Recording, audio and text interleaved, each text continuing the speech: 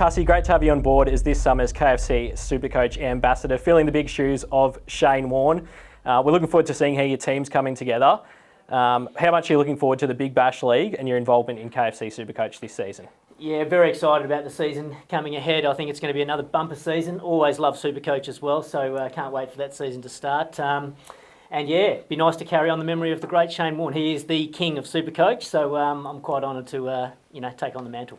Well, we're going to talk players, but we've got to talk about this tracksuit first.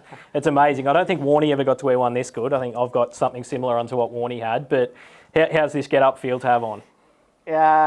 Honestly, feels a little bit weird. You know, I'm certainly not a superhero. These are my abs, though. I can honestly say that. There's a bit of Sydney Thunder about it. Yeah, and you have worn the Thunder colours before. Definitely. It's pretty cool, actually. There's a lot of work gone into this, so it's quite nice. Well, that's the honour of the official KFC SuperCoach ambassador. I think you've already picked your team, or at least what it might be like for round one.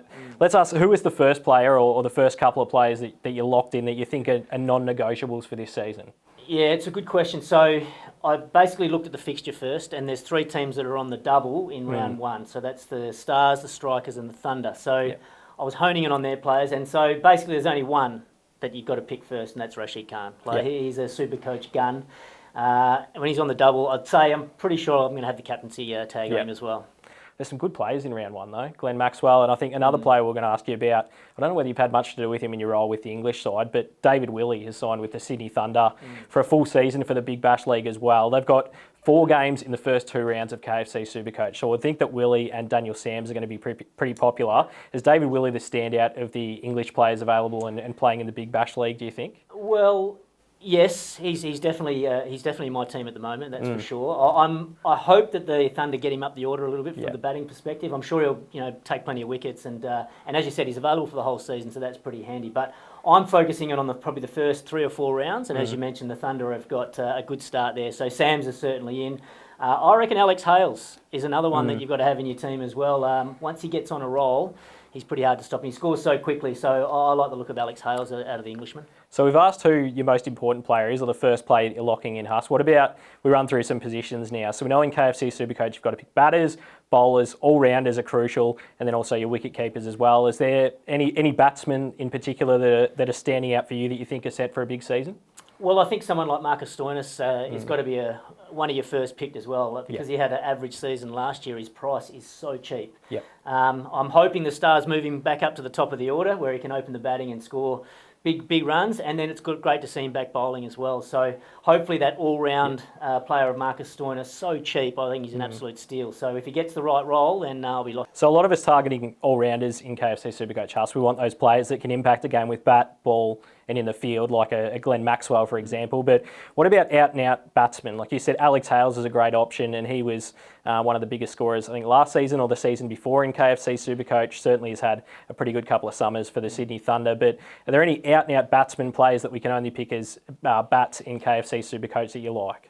I actually like the look of Chris Lynn. Again, he's a pretty good price. He's moved from the Brisbane Heat to the Adelaide Strikers. I think he's only there for the first half of the season. And I reckon he'll be absolutely keen as anything to get off to a good fast start with the Adelaide Strikers. Adelaide Oval traditionally is a pretty good place to bat. Having said that, I don't think his personal record's all that good there, but I think he's someone that, because his price is so good as well, he could set the Big Bash alight. Okay, so we know you love your KFC SuperCoach. A couple of seasons ago in KFC SuperCoach AFL, you finished 13th overall. So there's his credentials.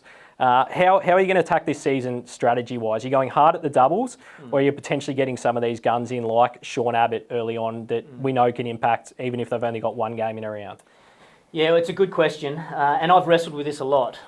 In the past, I've sort of thought about getting a core group of the gun players, like your Maxwells and your Abbotts and Kane Richardson and the like, and then tried to fit around the players that are on the double around there. This season, I'm going slightly differently. Because 3 teams have got the double at the start, I'm sort of loading up on as many double round players as I possibly can.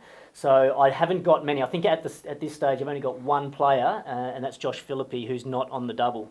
So that's going to be my strategy. And then I'm also looking 2 or 3 rounds ahead. So keeping my eye on who's got the bye and who's on the double in round 2 and round 3, and possibly even round 4. So I think the Scorchers aren't playing in round 1, but they're on the double in round 2, I think. So I've actually tried to sneakily just put a couple of Scorchers players on my bench, just so I'm ready for round 2 where I can sub out, I think, say, maybe some Melbourne Stars players who are going to be on the bye and bring in 3 Scorchers players. So hopefully I'll have about 5 Scorchers players when I start round 2. There you go. And that tells you how important it is to plan ahead as well, which clearly Huss has done looking at the first few rounds already. Now, people who want to understand your passion for KFC SuperCoach, I vaguely remember you messaging me, I think, from India at one point during that season to talk trades. That's how much you love the game. Well, yeah, it drives my family nuts as well. I do like putting in the work. I'm quite competitive, and so this is why I can get my competitive juices flowing again. And I like the planning of things, you know, like and sort of mapping out how I want my team to look by the end of the season and which players I'm going to go for, and the price fluctuation. It's a lot of fun. So I really do enjoy it, and I think your advice was actually really good. I was tossing up whether to keep Whitfield or Cornelio. And I was going to get rid of Cornelio, and thankfully you talked me out of it, and I kept Cornelio. Guess who got rid of Cornelio? Yeah, that was me. Of course I did. No, I'm glad at least you benefited from that one, Huss.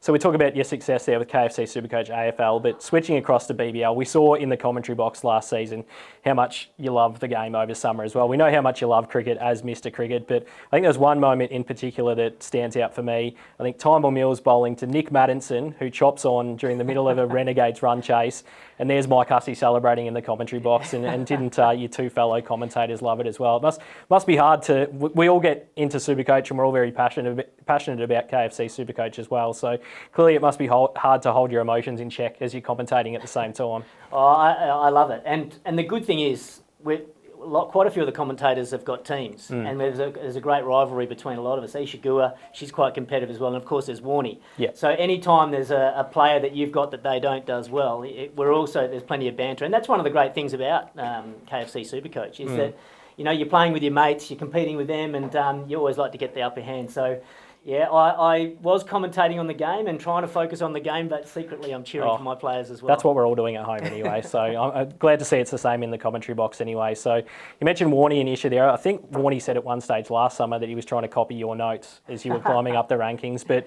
what's the banter like, and who's got the bragging rights at the moment in the Fox Cricket commentary box as far as KFC SuperCoach goes? I think I've got the bragging rights at the moment. I think Warne was pretty determined. I've bone to pick with you. I thought you were helping him out, like you were giving me tips in the AFL season. No. I got a feeling that I saw your name come up on his phone a few times, getting a few ideas, but obviously didn't help him.